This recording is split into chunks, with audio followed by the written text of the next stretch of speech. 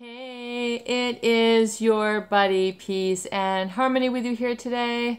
Much love going out to all the beautiful empowered harmonizers, and just a huge shout out to all of you who have stuck with it, your journey day in and day out. Even while I was sporting that cervical collar, we are free of that for the time being, hopefully for good. So we are plugging forward, and I have like Vaseline on my neck. So if it looks kind of grody or shiny, I apologize. We are trying to get this buster healed. So thank you so much for your well wishes of a speedy recovery through the process.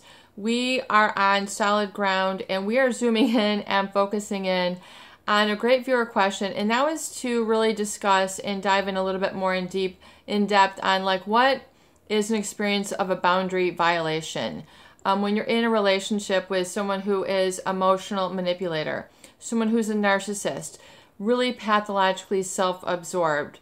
I mean, you know, and they are just perhaps, I mean, they could win an Academy Award for their drama, or they could win an Academy Award for how many layers of self that they have. I mean, it's just like how many licks to, you know, that lollipop before you get to the center. I mean, you don't ever get to the center. You don't ever have a heart-to-heart with these people.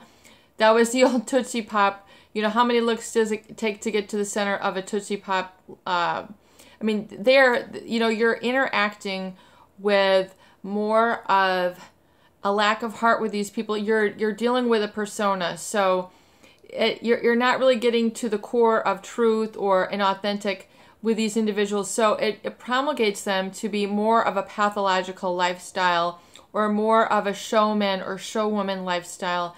So you know, they can be very flippant, very changeable of their opinions, very erratic, very impulsive, and really kind of entitled. So that sense of superiority or entitlement can go a lot of different directions. So you can see like an engineered sort of chaos in boundary violation and flippantness with these individuals. And it becomes not funny, because really these individuals end up having more of a conversation with, you know, with themselves than really feeling like you had a conversation with them. And it can become really a sort of boundary violation where it's just a disrespect of your perception or what you are viewing. In other words, it can become very toxic. It can become very subtly hurtful over time when you feel that you're ignored, negated, not validated, not attended to, not acknowledged as a person. So your contribution to the relationship goes really unfelt, unacknowledged, unvalidated. And it's really just but then you're required to keep giving. Whether a boundary violation can be where your needs are negated, and then the whole relationship becomes out of balance, like 80% them, 20% you, or 90-10, or a whole, you know, lack of, you know, really balance in relationship. In other words, are you on equal footing? Are you on equal ground? Do they always have to put you into a landslide, or a dishing up of all about them, where they're just unloading them onto you and then expecting you in return to be overly attentive, overly listening, overly giving, overly affectionate to them, and you're not getting like in return. So as a lot of viewers say, it's a one-way relationship. And so this can be really cause you to kind of minimize or make small yourself, or smaller than is your potential. And then you are then not fully engaged in the relationship. You're not allowed to be yourself. You're not allowed to be spontaneous or just be authentically you or make suggestions, because it goes unheeded. And you're not given the floor. You're not given time to speak.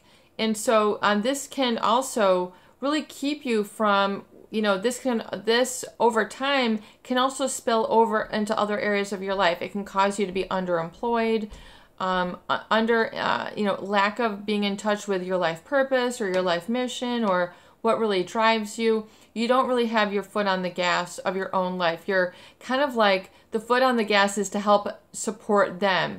and be like a cheerleader to them or a groupie to them. It becomes very much like a groupie or support or supply to them. And so you'll know that. You'll feel that you're only valued in the relationship for what you give them and not for what you do together. And so this can be, you can pay attention to this feeling or experience in your own and know kind of where this is. They're not asking for your input, your contribution. How do you feel about this? There's no curiosity. What did you feel? There's no proactive, all relationships are going to have this on a spectrum, but in narcissistic relationships, you'll find that you have to then become out of character for yourself to be heard, to be acknowledged, to be validated, to feel like you're, in the gang or in, belonging with them or making a connection. And it's because it's that lack of empathy. They don't get that, they're not feeling your feelings. So that becomes a real deficit in the relationship. Also, there's physical boundary violations of things like your routine, your schedule, your sleep schedule, your physical body, your physical space. So they can, a lot of the, there can be, texting at inappropriate times, trying to keep you to, breaking you down, especially in psychopathic relationships. That's one of the key ways that the psychopath will be able to get control over you is that they break you down. They wear you down. You are so tired. You're constantly trying to, react and respond. And these individuals oftentimes can have a very, very high energy. In other words, they can be pulling, a number of different relationships along where there's really no connection and they have kind of different roles in each of them, but they can have a very high energy and they have, in other words, you're like, wow, how could somebody have a relationship with 3 people at once and do this and not be exhausted? Someone who is psychopathic, from my experience with these types of people and working with others, they tend to have a lot of energy, like a lot of sexual energy, i.e. taking high risk behaviors, and violating people's boundaries, public displays of affection, when and where it's not appropriate. The hand on the leg up too far, trying to, make you uncomfortable, expose you, when you're out in public and you're like, no, stop. And then they, keep going. They don't respect your wishes. And then you begin to think, well, maybe it's part of what love is or excitement or thrill is. I know we have a lot of viewers who get addicted by this. They then get addicted by the physical violation of their space. In other words, they feel so swept up by this person and it can take on a positive twin or a positive twist or a positive spin when they're kind of like, hyper aroused and they think, oh, wow, we're really in love, when it's really a psychopath violating your boundary, breaking you down, and then seeing how you react. They see that they have then won you over, and then they continue, and then they just sort of watch you. It's not that they're really engaged, like, ooh, this is fun and exciting. It's more like, look how far I'm getting with this person. And to them, it is a win. They don't feel the connection or about, they don't really feel that is like pursuing a commitment, or, having the real thing together as you might be wanting or expecting or needing. Being a person of feelings, you might want a real relationship and not to be taken advantage of. Not a lot of people really for the long haul want to continue to be taken advantage of. It becomes, not fun. It becomes not their identity anymore. They see that other people have the real thing and they're like, where did I go wrong? Let's do a quick correct repair and let me get there now. Like, let me at least make adjustment of my perspective. So one thing you want to acknowledge is the fact, how are you presenting yourself in the relationship and where are your boundaries? Not being afraid to say no, taking your boundaries back, and not feeling bad that you are saying no to this or no to that, or saying, I'm not comfortable, and getting your, a new comfort zone. So if your boundaries have been squished over and violated, say, okay, now I'm kept pushing them out, and now my boundaries are here. I don't do that there. You know, that's not me. That's your standard, your boundary and your standard coming together, and you're redefining yourself when you make that proclamation. But in recovery, you need to find your goals and your objectives and your values, something like this, in the privacy of a video or where you're really thinking and coming together. So then you can initiate it if and when it comes up. So it's very hard to see the forest for the trees, i.e., you know, you're in the thicket, you're in the jungle, and here they come. And it's hard, you know, if you didn't know that they were coming, and then to know what to do. In other words, people get the fawn, Pete Walker, you know, the fawn, you know, fight or flight, freeze or fawn, and they get into the fawn mode where they're very docile and they're just like a deer in a headlight, and they're too easily manipulated. And so if this has been you, just say, OMG, I was too easily manipulated. You know, I did not know better. That was then, this is now. So let's get to now o'clock, and let's, you know, you can make up really for lost time and saying, wow, now I see how that happened, and then the why behind it, in understanding the cause of the effect of the boundary violation. So the why was, you know, perhaps, you know, and forgiving yourself and looking at the beauty in yourself, that you know, you wanted to be close to this person, intimate, you wanted to make it work. This was in the name of love. You had a role, you know, a wrong image or vision of your relationship and what the ideal relationship was. And perhaps you had a degraded sense of self, or a degraded boundary, or, you know, a degenerating boundary there. So it was kind of crumbling apart. And then, as we know, manipulators look, in psychopaths, con men, even on, like, you know, software, they're looking for the weakness in the system.